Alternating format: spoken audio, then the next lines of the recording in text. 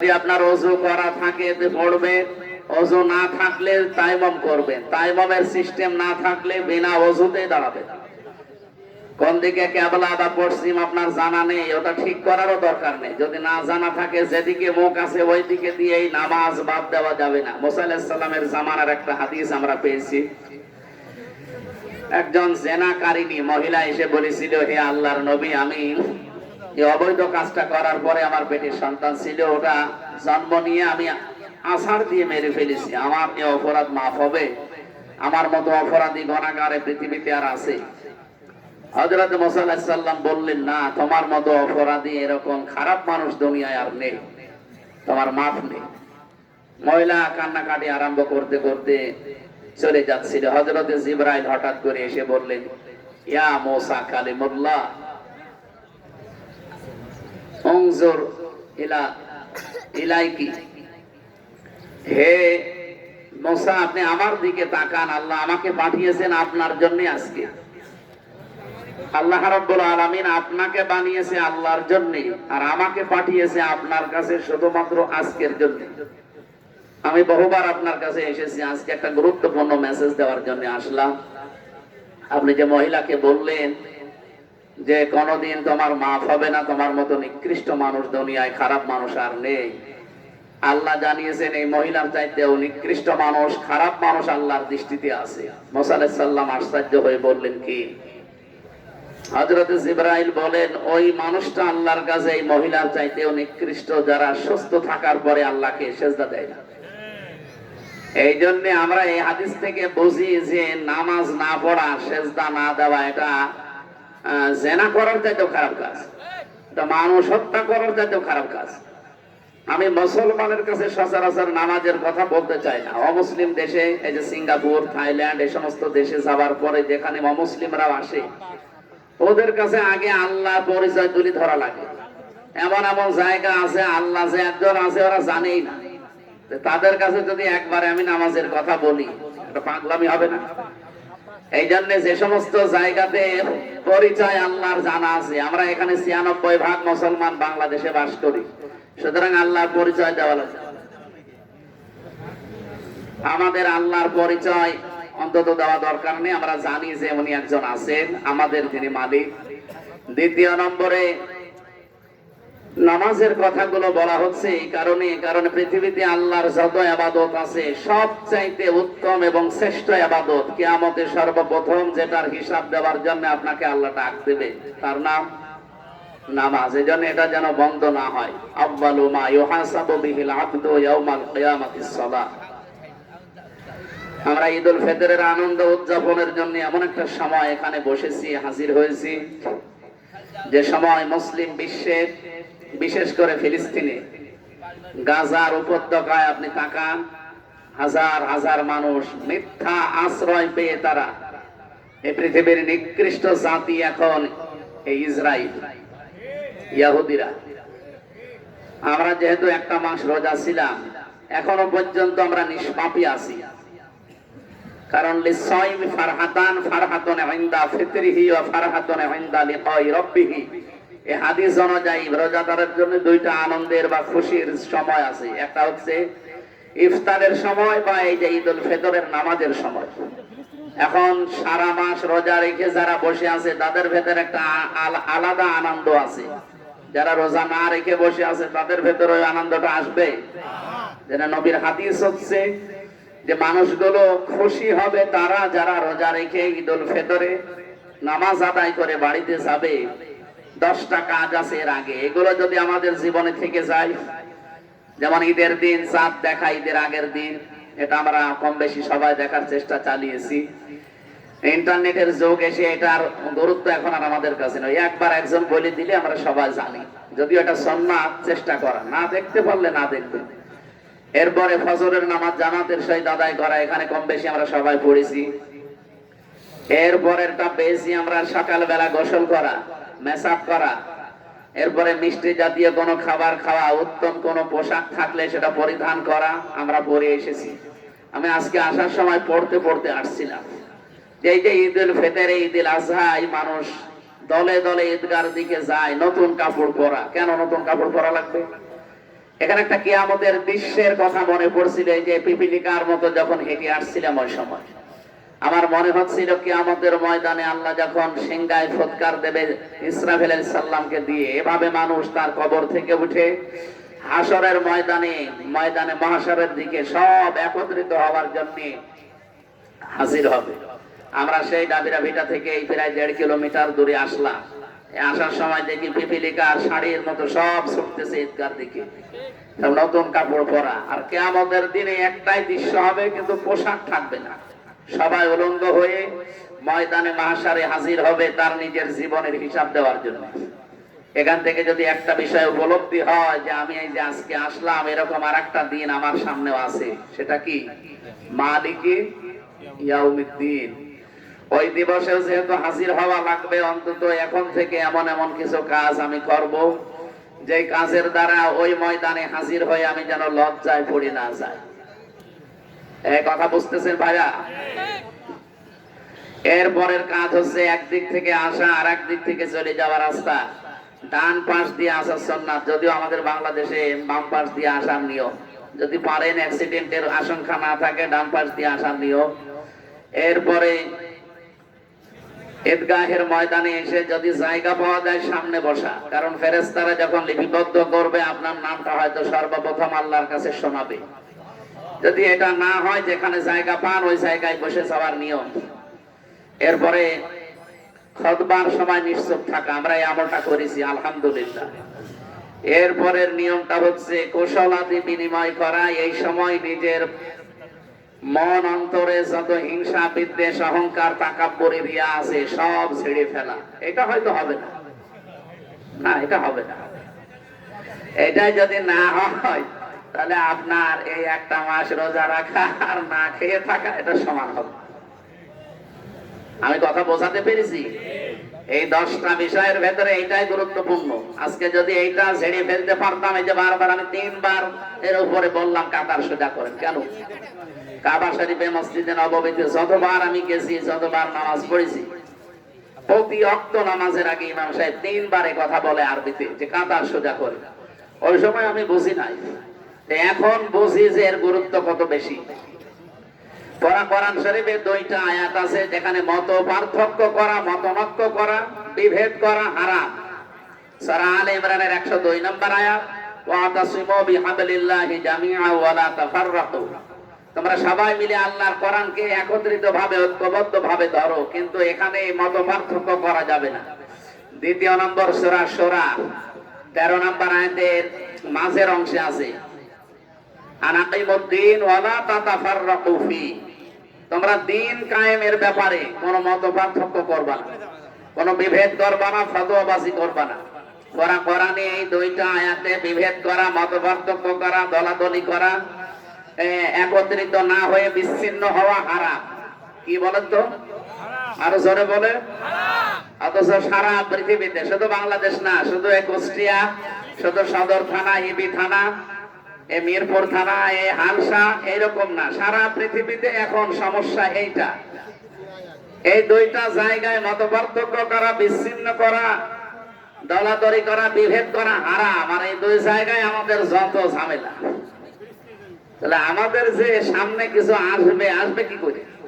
কোরআনের এই 2টা আয়াত আপনি মানেন না, একটা অক্ষর যেখানে অস্বীকার করলে মানুষের ঈমান নষ্ট হয়ে যায়, সেখানে পুরা 2টা আয়াতই আমরা মানি না।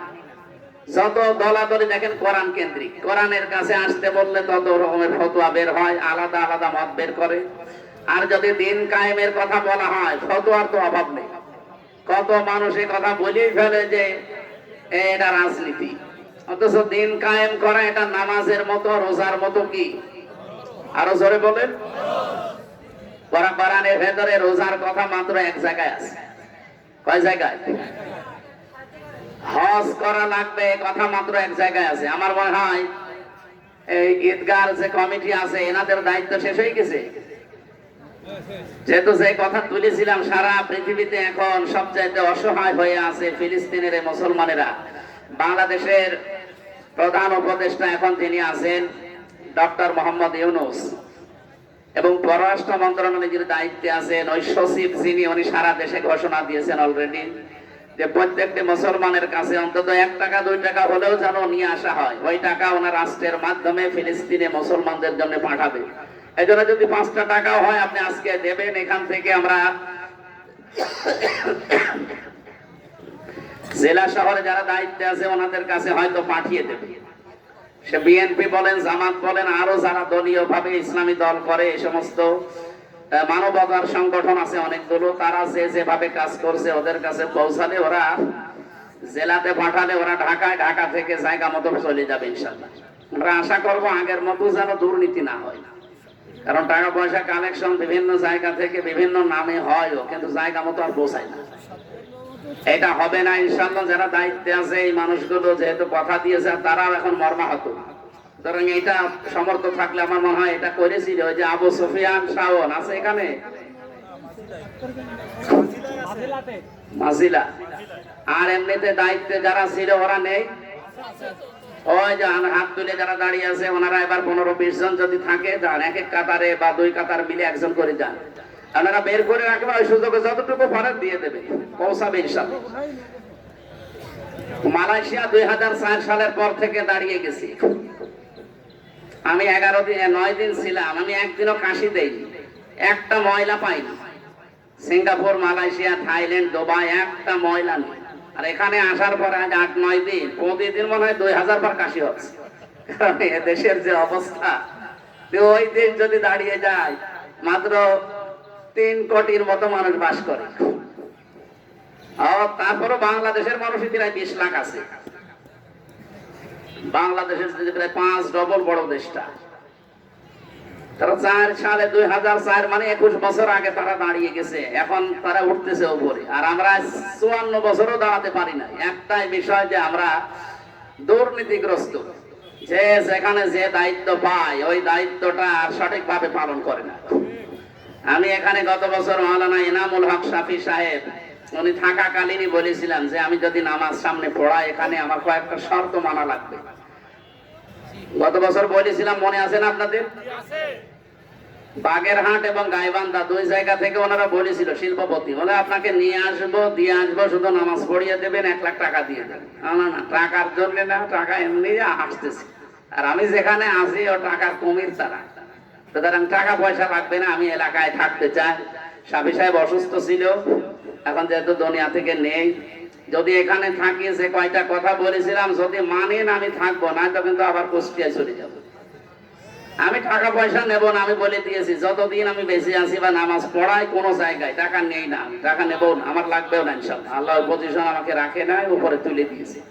কিন্তু যে টাকা এখানে উঠবে শুধু ঈদগার খরচ বাদ দিয়ে, বাকি যে টাকা, এই যে 10টা মসজিদের মানুষ এখানে আসে, কয়টা? আমি কালকে হিসাব করেছি, 10 মসজিদের মানুষ এখানে আসে। এই 10 মসজিদের মুসল্লিও এখানে আসে নাকি? এদের মসজিদের মুয়াজ্জিন এবং ইমাম, এই 2 জন প্রত্যেকেই তো সারা বছর কাজ করে, তাদের হক আছে। সুতরাং যা টাকা পয়সা কালেকশন হবে, ঈদগার খরচটা, মাইকের খরচ বাদ দিয়ে সব ভাগ করে ওনাদের দিয়ে দেওয়া লাগবে। এখানে যেন কোনো পক্ষপাতিত্ব না হয়। আর যদি কোনো ইমাম বা খতিব ওই রকম পর্যায়ে থাকে, যেমন আমাদের দাবিরা ভিটার সর্দারপাড়া মসজিদের খতিব যিনি, উনি ধনী মানুষ, মাওলানা মুফতি বশির আহমেদ মনে হয় নাম, ওনারে দেওয়ার দরকার নেই। ওখানে যিনি মুয়াজ্জিন আছে ইউনুস সাহেব, ওনারে দেবে। যে মসজিদের খতিবের লাগবে না, তারে দেওয়ার দরকার নেই। আমি কুষ্টিয়ায় যেখানে আমি বাড়ি বানিয়েছি 6 রাস্তার মোড়ে, ওই মসজিদের খতিব সাহেব ধনী, ওনারে দেয়নি। মুয়াজ্জিন সাহেবের নেওয়ার মতো না। বাকি যারা আছে খাদেম, ক্লিনার, এরপরে ওই যে মসজিদে আজান দেয় মুয়াজ্জিন 2 নাম্বারটা যেটা, সব মিলে প্রায় আরো 4-5 জন। তো এই মানুষগুলো তো নেওয়ার মতো, আমি তাদেরকে সাধ্য মতো দিয়ে এসেছি। এখন ওই 2 জনকে দিতে গেলে তারা অপমান বোধ করবে, আর তারা নেবেও না। এই জন্য এই 10 মসজিদের ইমাম যদি ওই রকম থাকে, খতিব যদি ওই রকম পর্যায়ে থাকে, দেওয়ার দরকার নেই। বাকি যারা আছে নেওয়ার মতো অবশ্যই এগুলো এখানে দিয়ে দেবেন। এই ঝামেলা, এই জায়গাটা যেন কোনো ব্যবসায়িক প্রতিষ্ঠান কেউ না বানায়। কোরআনে কারিমে সূরা তাওবা 18 নম্বর আয়াতে আছে, ইন্নামা ইয়ামুরু মাসাজিদাল্লাহি মান আমানা বিল্লাহি ওয়াল ইয়াউমিল আখিরি ওয়া আকামাস সালাতা ওয়া আতাজ যাকাতা ওয়া লাম ইয়াখশা ইল্লাল্লাহ ফাআসা উলাইকা ইয়াকুনু মিনাল মুহতাদিন। এই কালেকশন হয়ে গেছে, নীরব হয়ে যান, বসেন। যাদের কালেকশন হয়ে গেছে বসে পড়ে, আর কথা তো বলা যাবে না, এখন ইবাদত চলছে। কিন্তু আল্লাহ বলেন আমার ঘর মসজিদ, আমার নবীর ঘর মাদ্রাসা, ঈদগাহ, গোরস্থান, এই সমস্ত জায়গার যদি কেউ দায়িত্ব পালন করতে চায়, সভাপতি, সেক্রেটারি, মোতাবাল্লি, ক্যাশিয়ার, 5টা গুণ মাস্ট বি থাকা লাগবে। কয়টা? 1 নম্বরে আমি আল্লাহকে বিশ্বাস করা লাগবে। এমনও মানুষ মসজিদের, ঈদগাহ, গোরস্থানের দায়িত্ব নেয় জোর করে, আল্লাহ বিশ্বাস করে, জোর করে নিয়ে বসে আছে। অথচ 1 নম্বর গুণ হওয়া লাগবে তার বিশ্বাস থাকা লাগবে কার প্রতি? এখন যদি বলেন বিশ্বাস তো আমার আছে, এটার নাম কি? ঈমান, আমানা বিল্লাহ। ঈমান মানে কি? 5টা বা 7টা জিনিসকে আপনি একেবারে পঙ্খানো বিশ্বাস করে আপনার প্র্যাকটিক্যাল লাইফ এটা থাকা লাগবে, তার নাম ঈমান। যে মান সামা রমাদানা ঈমানান ওয়া ইহতিসাবান গফিরা লাহু মা তাকদ্দামা মিন যামবি বলা হয়। যে ব্যক্তি ঈমান এবং ইহতিসাবের সাথে রোজা পালন করবে, তার পেছনের যত অপরাধ আছে সবগুলো আল্লাহ মাফ করে দেবে। না দিয়েছে? হ্যাঁ না, শব্দ দুইটা বললাম না। কোন মানুষ যদি ঈমানের সাথে আর ইহতিসাবের সাথে রোজা পালন করে, মা তাকদ্দামা মিন যামবিহি, গফিরা শব্দ আছে, তাকে আল্লাহ মাফ করে দেবে। না দিয়েছে? দিয়েছে। এটা মাঝি অতীতের শব্দ। তার মানে এই শর্ত দুইটা পূরণ না করলে আপনার জন্য এটা না। 1 নম্বরে ঈমান। ঈমান কি? যে ব্যক্তি ঈমান আনবে তার আগে কয়েকটা কাজ করা লাগে। 1 নম্বরে আপনি ঈমান যদি বলেন আমি এনেছি, না, ঈমান আনতে হলে ফামাই ইয়াকফুর বিত-তাগুত ওয়া ইউমিন বিল্লাহ, কেউ যদি বলে আল্লাহ তোমাকে বিশ্বাস করি, তার প্রথম কাজ সে যেন তাগুত ছেড়ে দেয়। কি করে? এখন তাগুতই যদি না বোঝেন তো ছাড়বেন কি করে? তাগুত হচ্ছে ওই শক্তি যে আল্লাহর বিধান মানতে চায় না, অন্য মানবে, মানতেও দেয় না। আল্লাহর বিধান কয়টা বলেন তো? এখানে আমার মনে হয় শুধু এই আলেম বাদ দিয়ে কেউ জানেই না আল্লাহর বিধান কয়টা? 5টা। 500 অবশ্য 5টা। আল্লাহর বিধান কয়টা বলেন? পুরা কোরআন শরীফে 500 আছে, উনি হয়তো মাত্র 5টা জানে, তাও 5টা বলতে পারবে কিনা আল্লাহ ভালো জানে। 500 বিধান পুরা কোরআনে আল্লাহ দিয়েছে। এর ভেতরে নামাজ যেমন আছে, রোজা যেমন আছে, হজ যেমন আছে, সাদাবাজিও আছে। সাদাবাজি মানে হারাম, এটা নিষিদ্ধ, এই কথা আল্লাহর বিধানে নেই। এখন নামাজ পড়ে, রোজা রাখে, হজ করে, যাকাত দেয়, সাদাবাজি করে, হবে? আমরা ঈমানই আনা হয়নি।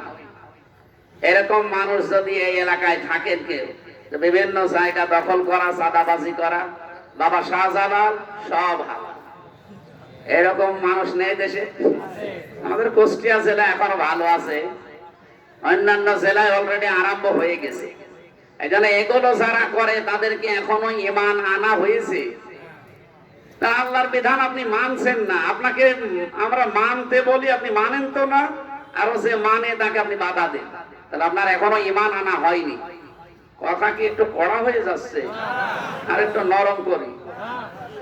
2 নম্বরে ইহতিসাব। ইহতিসাব মানে কি? শব্দটা ইহতিসাব, হিসাব থেকে।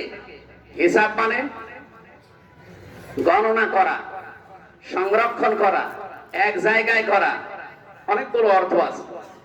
আপনি হিসাব নিকাশ করে বাকি জীবন চালাবেন, এই জন্য সিদ্ধান্ত নিয়েছেন, এর নাম ইহতিসাব। আত্মসমালোচনা করা, আমি এই যে 24 ঘন্টা অলরেডি পার করলাম, এর ভেতরে আমি এখনই যদি চোখ বন্ধ হয় 24 ঘন্টার হিসাব আমার দেওয়া সম্ভব, তো এর নাম হচ্ছে ইহতিসাব। যদি 30টা রোজা রেখে এইরকম কিছু তৈরি করতে পারতাম, বাকি জীবন আমার পরিবর্তন হয়ে যেত। নবীজি বলেন এই 2টা গুণ যারা অর্জন করেছে, গফিরা লাহু মা তাকদ্দামা মিন যামবি, সে যেন বিশ্বাস করে তার পেছনে আর কোনো অপরাধ নেই, সব মাফ হয়ে গেছে। তাহলে আমরা আল্লাহর বিধান ঈমান আনার প্রথম অর্থ পেলাম কি? তাগুত ছেড়ে দিয়ে এক আল্লাহ বিশ্বাস করা। মসজিদ বলেন, মাদ্রাসা বলেন, ঈদগাহ বলেন, গোরস্থান বলেন, ধর্মীয় কোন প্রতিষ্ঠানের দায়িত্ব নেওয়ার জন্য প্রথম শর্ত কি? ঈমান বলেন। সূরা তাওবা 10 নম্বর পারা 8 নম্বর পৃষ্ঠা 8 নম্বর লাইনে আছে 18 নম্বর আয়াত। বাড়ি যে বাংলা তাফসীর মিলিয়ে দেখবেন। 2 নম্বর ওয়াল ইয়াউমিল আখিরি, কিয়ামতে জবাব দেওয়া লাগবে, এই টেন্ডেন্সি তার তৈরি হবে। এইটা বাংলাদেশ, ভারত আর পাকিস্তানে আমি পাইনি। এই দেশগুলোতে খুব বেশি ঘুরি তো। আমাদের এই সমস্ত দেশে দেখি মসজিদ, মাদ্রাসা, গোরস্থান, ধর্মীয় প্রতিষ্ঠানের ক্যাশিয়ার হলে সে দিন দিন ধনী হয়ে যায়। কি গো, ওকে ফেরেশতা জিবরাইল দিয়ে যায় কিছু? ও মনে করে আমি আল্লাহর বান্দা, আল্লাহর ঘরের, আল্লাহর ধর্মীয় প্রতিষ্ঠানের দায়িত্বে আছে, এইটা আল্লাহর নাম নিয়ে খাবো, এ আর অসুবিধা কি?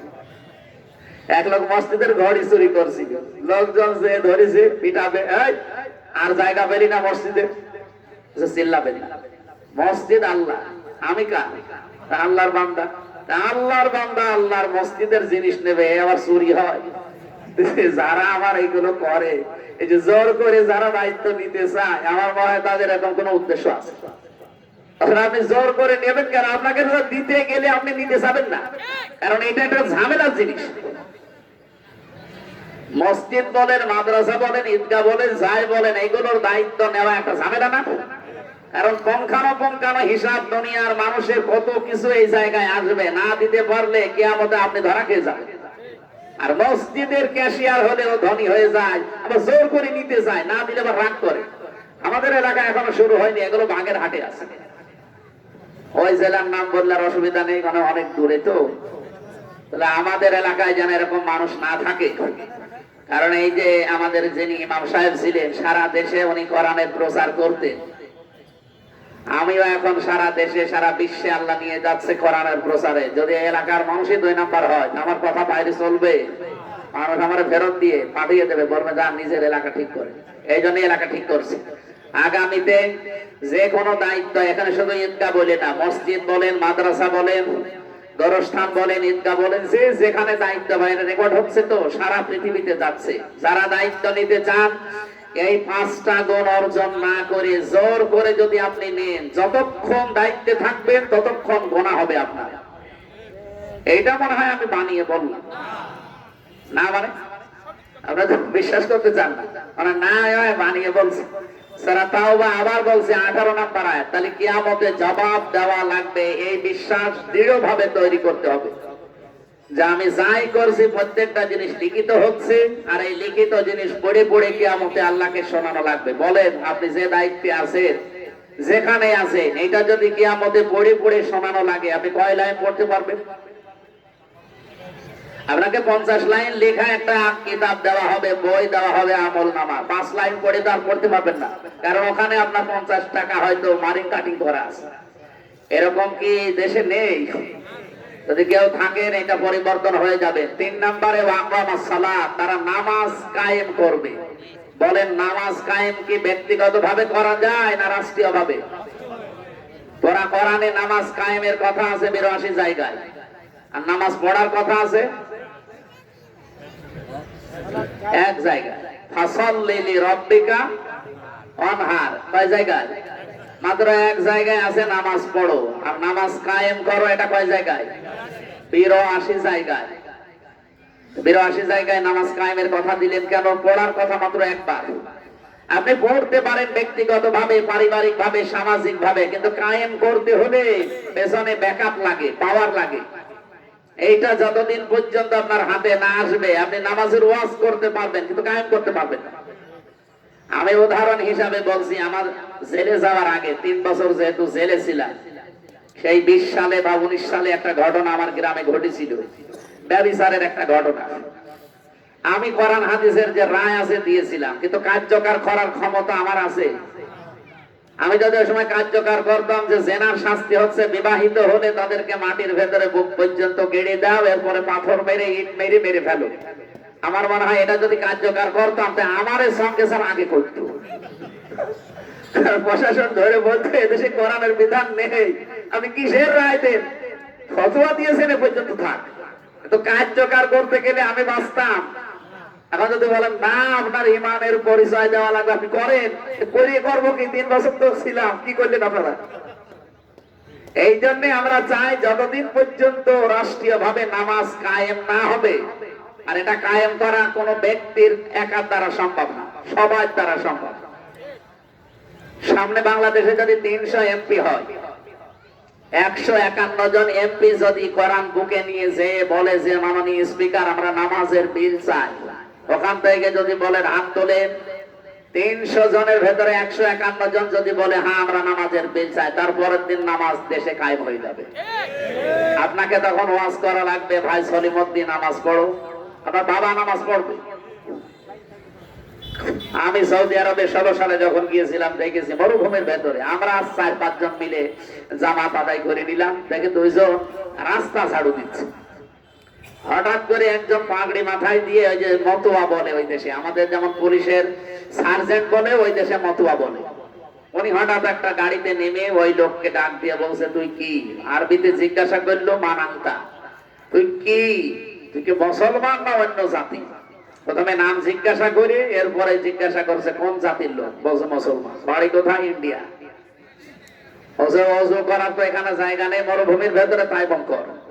তাইমম করিয়ে 42 ডিগ্রি 45 ডিগ্রি সেলসিয়াস চলছে ওই মরুভূমির ভেতরে, ওরে দাঁড় করিয়ে বলছে নামাজে 2 রাকাত নামাজ, তো 4 রাকাত আসরের নামাজের সময়, জোহরে 4 রাকাত, 4 রাকাত নামাজ পড়বি আর এই মরুভূমির ভেতরে দাঁড়িয়ে থাকবি 1 ঘন্টা। তো জীবনে কোনদিন ওযু না থাকলেও নামাজ ছাড়বে? রাষ্ট্রীয় ভাবে এটা থাকলে এইরকম কায়দায় পৌঁছিয়ে যায়। এজন্য আমরা চাচ্ছি যে আমরা শুধু ফতোয়া দিয়ে শেষ করে দেব না, এই 54 বছর যা হয়েছে আমরা যে ফতোয়া দেব এটা যেন কার্যকর হয়, সেই কাজ করা লাগবে না সামনে। আর এইটার কথা বলতে গেলে কারো যদি মন খারাপ হয় যে এটা দুনিয়ার কথা, এটা রাজনীতির কথা, এটা ধর্ম ব্যবসা, আপনার ঈমান থাকবে? আমি কি আমার বাবার দাদার কথা বানিয়ে বলছি? আপনার সালাত নামাজ কায়েম করা লাগবে, ওয়াতাজ যাকাত পরে পরে, ঠিক আছে, পরে বলতে পারতে। ওয়াতাজ যাকাত, সম্পদ থাকলে যাকাত দেওয়া লাগবে। যারা সম্পদ আছে কিন্তু যাকাত দেন না, আপনারা কোন ধর্মীয় প্রতিষ্ঠানের দায়িত্ব নিতে পারেন না। যদি জোর করে রাখেন, জোর করে নেন, আপনার কিন্তু গোনা হবে। এই জন্য সম্পদ যাদের আছে, খাওয়া দাওয়ার পরে 90 থেকে 1 লাখ, 1 লক্ষ টাকা যদি খাওয়া দাওয়ার পরে কারো দেরি থাকে, মাস্ট বি আপনাকে যাকাত দেওয়াই লাগবে। এরপরে 5 নম্বরে ওয়ালাম ইয়াখশা ইল্লাল্লাহ, আল্লাহ বাদে তার অন্তরে আর কারো ভয় থাকবে না। কারো মুখের দিকে তাকিয়ে সে কথা বলবে নাকি বেজার হবে, রাজি হবে, এইগুলো না, সে দেখবে আমার আল্লাহ রাজি আছে কিনা। এই জন্য আল্লাহ বাদে কাউকে সে ভয় করে না, এরকম গুণ কোয়ালিটি তার ভেতরে পয়দা হবে। গুণ বললাম কয়টা? বলেন বলেন। আল্লাহ আমি সহ যারা যেখানে যে দায়িত্ব পাবো ধর্মীয় কোন বিষয়ে, আল্লাহ আমাদেরকে এগুলো অর্জন করার তৌফিক দিন, আমিন। সূরা লাইলি থেকে আমরা তেলাওয়াত করেছিলাম আয়াত, ফাম্মা বানা তাওবা তাকওয়া ওয়া সাদ্দাকা বিল হুসনা ফাসানুয়াসসিরুহু লিল ইসরা। আল্লাহ তাআলা বলেন যে ব্যক্তি দান করে আর তাকওয়া অর্জন করে, দান বলতে শুধু টাকা পয়সা না, পৃথিবীর যত কিছু আপনাকে আল্লাহ রিজিক হিসাবে দিয়েছে ওইটাই যদি আপনি মানবতার জন্য, ইসলামের জন্য দান করেন। আমার টাকা আছে আমি দান করলাম, আপনার প্রভাব আছে আপনি ওই প্রভাবটা দান করবেন। কথা বুঝতেছে? থানায় ওসি সাহেবের কি আছে? আইন আছে, সে তারা আইনকে কাজে লাগাবে ইসলামের পক্ষে, মানবতার পক্ষে। একটা লোককে ধরে মানুষ পিটাচ্ছে, কনস্টেবল বা সেকেন্ড ওসি সাহেব বা অন্য যারা আছে, এসআই এরা ধরে একটা লোককে পিটাচ্ছে। আপনার ওসি সাহেবের যে ক্ষমতা থানার ভেতরে, উনি যদি থানায় প্রবেশ করে বলে এই বেটাই কি করিস, ওনার চেহারা দেখে বা ওনার চেয়ারের যে মর্যাদা এটা দেখেই নিচের অফিসাররা এমনি লোকটারে ছেড়ে দেবে। কথাবার্তা শোনার পরে যদি দেখে যে না এগুলো ঠিক না, তখন এমনি তারটা সহজ করে দেবে। এটা তার রিজিক, এটা খরচ করা লাগবে ওই জায়গায়। এখন যদি ওখানে উনি খরচ না করে ওই দুর্বল মানুষটার উপর অত্যাচার চালাতেই থাকে, ফাম্মা বানা, তো আপনি আয়াত পড়ে যাবেন, আপনার কিছুই হবে না। এখানে এটা একটা দান। আমি কথা বোঝাতে পেরেছি? প্রত্যেকটা জিনিসের দান আছে। নবীজি বলেন আনফিক ভাইয়া বেলাল, বেলাল খরচ করো, দান করো। উনি বললেন আমার কিছুই নেই। বলেন কেন কিছু নেই? আজান দাও, আজান দিয়ে মানুষকে ডাকো, এইটা একটা দান। সুতরাং মানুষকে আপনি আজান দিয়ে ডাক দেন আল্লাহর দিকে, এটা যদি দান হয়, পৃথিবীতে যা আপনাকে জীবন চালানোর জন্য আল্লাহ দিয়েছে এইটা খরচ করা, এটাও একটা কি দান। আল্লাহ আমাদের করার তৌফিক দিন। 20 মিনিট সময় নিয়েছিলাম, 20 মিনিট হয়ে গেছে। আয়াতের আর 2টা কথা বাকি আছে, বলি নাকি? তাকওয়া অর্জন